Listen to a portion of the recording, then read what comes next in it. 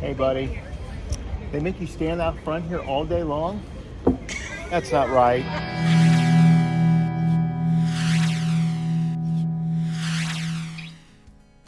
I think Grand Teton National Park is probably the most visually stunning national park that we have been to so far. And in no particular order, we're going to show you the 10 stops we were able to get to in just 2 days. So sit back and enjoy Grand Teton National Park.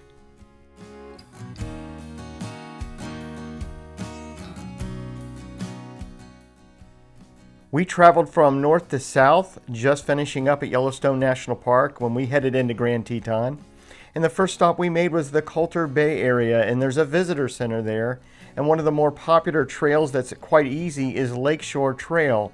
And I would just tell you that the views from the Lakeshore Trail are some of the very best that you will see in all of Grand Teton National Park.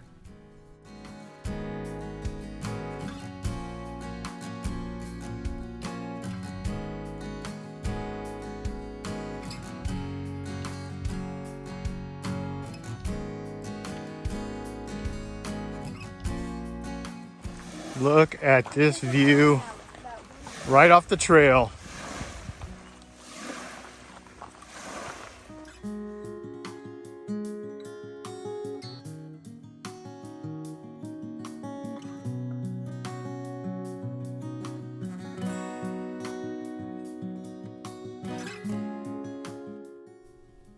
You can see that the Lakeshore Trail is really pretty easy. There's not a lot of elevation gain. I would consider it very family friendly.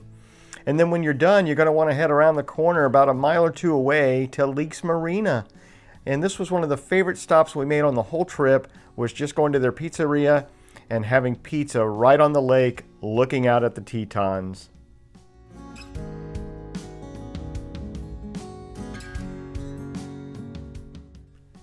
Jackson Lake Lodge is a great stop. Hopefully you get the opportunity to stay there, but if not, at least take in one of the beautiful sunsets right there from Jackson Lake Lodge.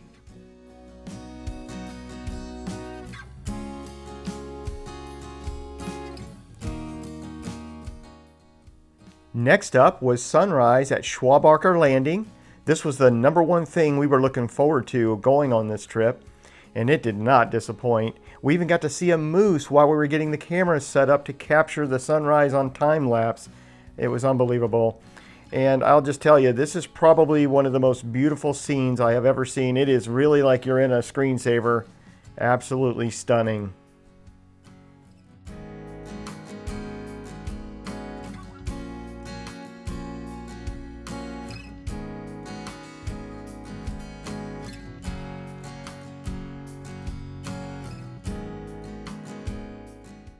When you're done with the beautiful sunrise there at Schwabacher Landing, it is just a short drive over to Mormon Row. And this is where you can capture that iconic scene with the molten barn.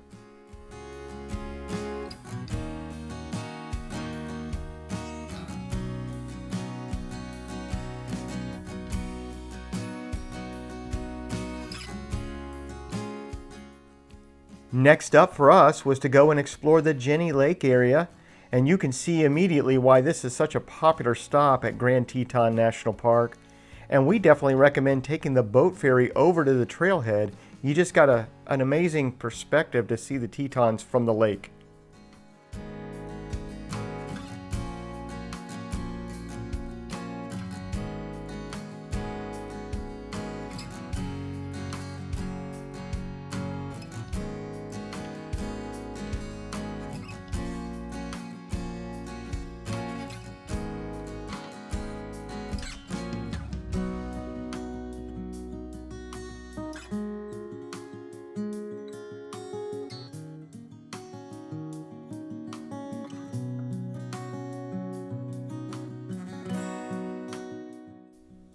After getting off the boat ferry right there on the other side of Jenny Lake, we hiked on up to Hidden Falls.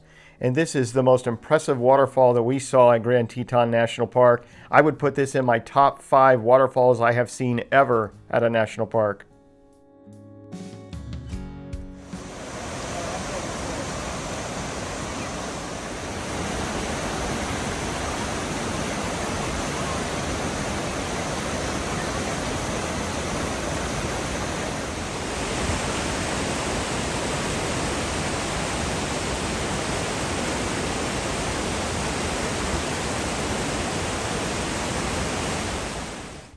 After seeing Hidden Falls, we would recommend that you get back on the trail and hike all the way to Cascade Canyon.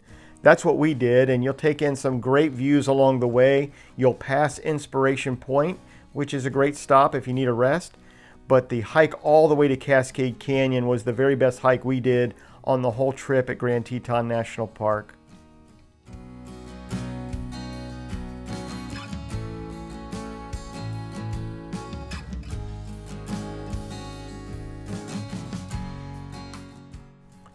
As you come around this last bend into Cascade Canyon, this is the area that you'd want to pay attention. You might get to see a moose down by the creek. Even though we didn't that day, this is the area where most people tell us that they see them.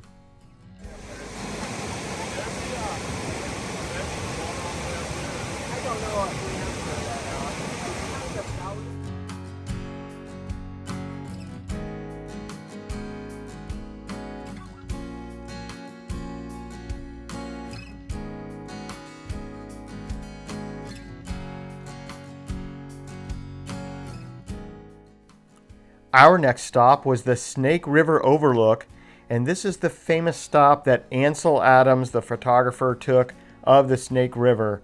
And it's a famous black and white. They have it on display right there that you can check out. And you can kind of recapture it yourself as you're standing there, and it's really cool. The trees have kind of grown up around the river, but you can almost duplicate the very moment that he captured at Grand Teton National Park.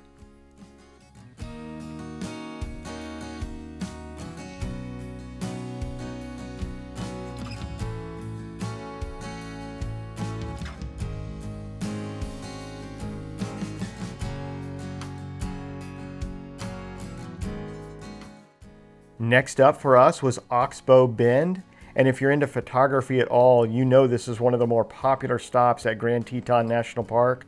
I recommend trying to hit it at a couple different moments in time. We enjoyed it in the afternoon, but I did get to go back and capture it at sunrise as well.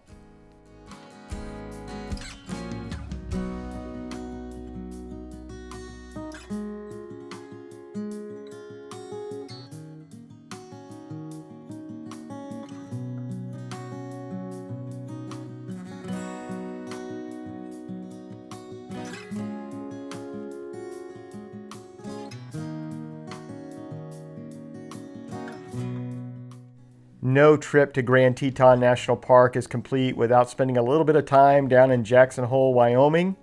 And I recommend going up to the Teton Pass because you get a beautiful view down into the valley there to see Jackson. But the shops are amazing. The restaurants are wonderful. There's a lot of activities that you can do in and around Jackson. It's definitely worth spending a bit of an afternoon there and taking it all in.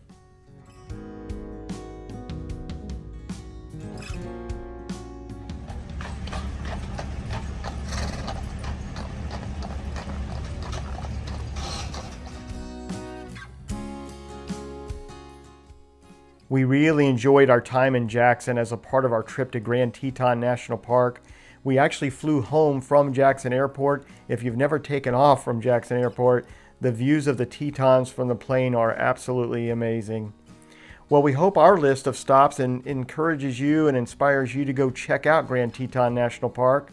If we can help you with any of your planning, please ask us any questions you might have down in the comments.